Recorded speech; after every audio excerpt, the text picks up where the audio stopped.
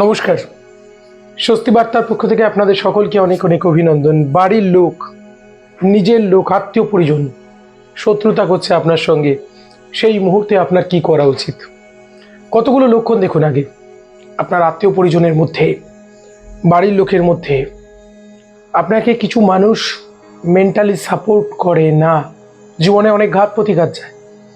আপনি ফোন করে বললেন, জানিস তো আমার ছেলের শরীরটা না খুব খারাপ যাচ্ছে। আপনার একটু সামান্য দূরের আত্মীয়, সে দুশ্চিন্তা নয়, দেখ কি হয়, চেষ্টা কর, বা আপনি তাকে খবরটা জানালেন, সে রিপিট কখনো আপনার কাছে খোঁজ নিচ্ছে না, কখনো আপনার কাছে পুনরায় খোঁজ নিচ্ছে না সে কেমন আছে। এই আত্মীয় থেকে দূরে থাকুন। বিপদকালে যারা সাথ দেয় না তারা আত্মীয় নয়। আর পরিবারের মধ্যে হিংসা হিংসি চলছে, বিশেষ করে যেখানে 2-3 ভাই, যৌথ পরিবারগুলোতে সমস্যা আরও বেশি। আপনার ভালো দেখতে পারে না, আত্মীয় পরিজন আপনজনেরা আপনার বিরুদ্ধে চলে গেছে। আমি বলবো জীবনে এটা ঈশ্বরের আশীর্বাদ যে কেউ যদি জীবনে সঠিক পথে চলে না, তার প্রথম বাধাই হচ্ছে তার পরিবার। ঈশ্বর পরীক্ষা করেন, এই নিজের লোকগুলো বিপক্ষে দাঁড়িয়ে যাবে। নিজের লোকেরা যদি, আত্মীয় পরিজন আপনজনেরা যদি বিপক্ষে চলে যায়, প্রথমে দুটো জিনিস চেক করবেন। প্রথম হচ্ছে আমি ঠিক আছি কিনা। আমি ভুল হওয়ার জন্য অনেক সময় আপনজনেরা আমাকে ছেড়ে যেতে পারে, আমার বিরুদ্ধে যেতে পারে। যদি আমি ঠিক থাকি তাহলে মনে রাখবেন, ঈর্ষা, হিংসা এবং তার নিচ মানসিকতা, এগুলো হচ্ছে মূল কারণ, এগুলোই মূল কারণ। তা আমি প্রত্যেককে বলবো, এই নিচ মানসিকতা থেকে আমাদের বেরিয়ে আসা উচিত।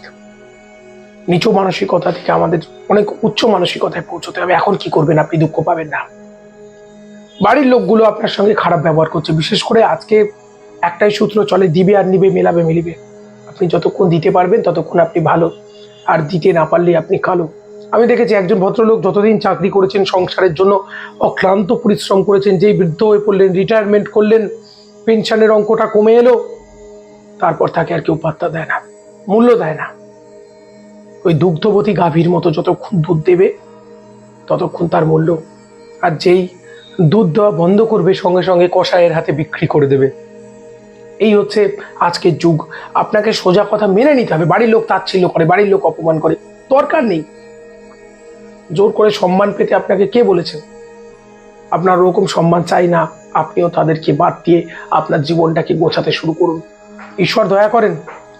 ঠাকুরের কাছে মাথা ঠুকছেন, ঠাকুর তুমি কি আমার কষ্ট দেখতে পাও না? ঠাকুর দেখতে পান। আপনি একটু দেখুন নিজের দিকে। আপনি যখনই ওদেরকে পাশ কাটিয়ে নিজের মতো করে বাঁচার চেষ্টা করবেন, ঈশ্বর তখন আপনাকে দয়া করবেন, তার আগে করবেন না।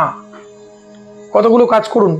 আত্মীয় পরিজন যখন দুঃখ দিচ্ছে, কষ্ট দিচ্ছে, আপনার সম্পর্কে সমালোচনা করছে, মিথ্যে কথা বলছে, আপনাকে মানসিকভাবে ভেঙে ফেলার চেষ্টা করছে, তখন আপনার একটাই কাজ, তাদের সামনে এটা তুলে ধরা যে আপনি একটুও কষ্ট পাননি। কারণ যারা আপনাকে ভেঙে ফেলতে চায়, যারা কষ্ট দিতে চায়, ওরা যদি বুঝতে পারে যে ওদের আচরণে, ওদের ব্যবহারে, ওদের আলাপচারিতায় আপনি কষ্ট পাচ্ছেন, ওরা দূর থেকে কিন্তু হাততালি দেবে আর বলবে বেশ হয়েছে, বেশ হয়েছে, বেশ হয়েছে। যেমন করে ছোটরা, কেঁচো যাচ্ছে, কেঁচোর গায়ে একটু লবণ ছড়িয়ে দিয়েছে, আর কেঁচোটা যন্ত্রণায় ছটফট করছে, আর সেটা দেখে শিশুরা আনন্দ পাচ্ছে। ওই রকম নয়। আমি বলবো যে কিছুই হয়নি, সব কিছু বুঝতে দেবেন না। কাছের শত্রুরা ডেঞ্জারাস হয়।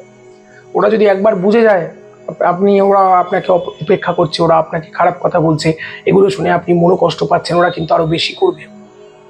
আমি বলবো একদম নয়, বুঝতেই দেবেন না। কিছুই হয়নি, কি হয়েছে? কিছু হয়নি তো, সবকিছু নর্মাল আছে। এইভাবে চলুন। দেখুন, এটা হচ্ছে প্রথম। দ্বিতীয় হচ্ছে, আপনার এই কাছের মানুষগুলো, পরিবারের মানুষগুলো যারা আপনার বিরুদ্ধে চলে গেছে, আপনাকে অস্বস্তি দিচ্ছে, মানসিক অশান্তি দিচ্ছে, আপনি বাইরের লোকের কাছে এদের সম্পর্কে গুণ গাইবেন না। কারো কাছে গিয়ে বলবেন না, জানো তো আমার সঙ্গে এটা করছে, ওটা করছে। পরবর্তীতে কিন্তু বুমেরাং হয়ে যাবে। তৃতীয় হচ্ছে, নিজের মতো এনগেজমেন্ট আর ইনভলভমেন্ট, দুঃখ ভুলে থাকার জন্য একটাই উপায়, সবসময় এনগেজমেন্ট, কোনো কিছুর মধ্যে ডুবে থাকা। প্রকৃতির সান্নিধ্য, যখন মনের উপর দুঃখ বেড়ে যায় তখন প্রকৃতির সান্নিধ্য বাড়াতে হয়। যাদের হাঁটা চলায় অসুবিধা, বাড়ির মধ্যে, বাড়ির বাইরে, ছাদে চলে যান, আকাশের সন্নিকটে থাকুন, সবুজ ঘাসের উপর পা ফেলে হাঁটুন, খুব সাবধান। পারলে মর্নিং ওয়াক, ইভিনিং ওয়াক করুন, মন ভালো হবে। নদীর ধারে গিয়ে বসে থাকুন কিছুক্ষণ। এগুলোর প্রতিটার পজিটিভ এফেক্ট আছে। আপনারা করলে এর এফেক্ট বুঝতে পারবেন, মন খারাপ দূর হয়ে যাবে। দ্বিতীয় হচ্ছে সব সময় মন খারাপ নিয়ে বসে থাকা যাদের আছে, সব সময় মন খারাপ নিয়ে বসে থাকেন। দেখুন, অন্যের চেয়ে খারাপ ব্যবহার কেউ চায় না। আসলে আমাদের মধ্যে যে সেই চৈতন্যময় সত্তা আছে, সে সবসময় আনন্দ পেতে চায়। তো সে যখনই এই দুঃখের ব্যবহার পায়, খারাপ কথা পায়, সে কষ্ট পায়, সে অধোদমিত হয়ে যায়। আমি বলবো সে অধোদমিত আপনারা কিন্তু হবেন না। সবসময় নিজেকে আনন্দে রাখার দায়িত্ব আপনার নিজের। দুঃখকে যত চর্চা করবেন, জীবনে দুঃখ তত বাড়বে। আনন্দকে যত চর্চা করবেন, তত জীবনে আনন্দ বাড়বে। আপনার জীবনে যত সুখ স্মৃতি আছে, আমাদের মেমোরির সেই স্মৃতিগুলো দু রকম, একটা হচ্ছে আনন্দের স্মৃতি, আর একটা হচ্ছে দুঃখের স্মৃতি। দুঃখের স্মৃতি কি হয়? দুঃখের স্মৃতি দুঃখকে বাড়ায়। আপনার জীবনে কোনো প্রিয় মানুষ চলে গেছে, কেউ আপনাকে খুব অপমান করেছিল, ওই কথাগুলো একবার ভাবুন। 1-1.5 মিনিটের মধ্যে আপনার মন খারাপ হয়ে যাবে, বিষণ্ণ হয়ে যাবে। আর আনন্দের কথাগুলোকে ভাবুন। আপনার জীবনে প্রথম স্কুলে যাওয়া, রেজাল্ট করেছিলেন, সবাই বাহবা দিয়েছিল, সেই স্মৃতি দেখবেন কিছুক্ষণের মধ্যে আপনার মনের মধ্যে একটা আনন্দের রোশনাই ঘোরাফেরা করছে। তা সেই আনন্দিত জীবন লাভ করুন। প্রত্যেককে আমি বলবো, একটা আনন্দিত জীবন থাকুক। সবসময় সুখ স্মৃতির মন্থন করুন, পজিটিভ, নিজেকে পজিটিভ রাখুন। হবে, পারবো, পারতেই হবে, পারবো না কেন? আমি যখনই নিজের দুঃখ কষ্টগুলো চেপে বসবে, অন্যের দিকে তাকান, কি আপনার চেয়ে ভালো আছে, এই কম্পেয়ারটা আমরা করি সবসময়। ওর জীবনে কষ্ট নেই, আমার জীবনে কষ্ট। উপরে কম্পেয়ার না, কম্পেয়ারটা নিচের দিকে করুন। আমার চেয়ে আরো যে কষ্ট পাচ্ছে। আমি যেমন বলি, শুনুন, আমার জীবনের সবচেয়ে কাছের মানুষটা, তার আপনারা অনেকেই জানেন, তার ক্যান্সার হয়েছে, লাস্ট স্টেজ।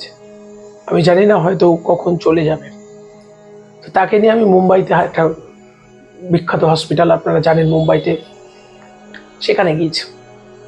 তা গিয়ে আমার নিজের ব্যক্তিগত পরিবারের সমস্যা, খুব দুশ্চিন্তা।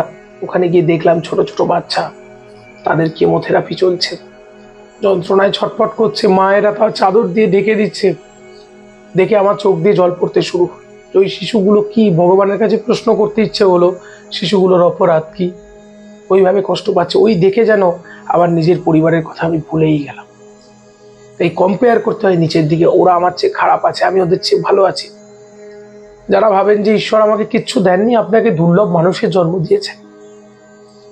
নিজের জীবনকে আমরা ভুল অ্যারেঞ্জ করি। আর জন্মটা তো সব সমান জায়গায় হয় না। পদ্ম স্থলপদ্ম আছে, জলপদ্ম আছে, পাহাড়ি পদ্ম আছে। তা আমাদের জন্মগত একটা ব্যাপার থাকে। কেউ জন্মগতভাবেই ধনী, চোখ খুলেই কোটি কোটি টাকার সম্পত্তি পেয়ে গেছে, আপনি পাননি, আমি পাইনি। তা এরকম ব্যাপার আছে, পরিবেশ পরিস্থিতির একটা দোষ আছে।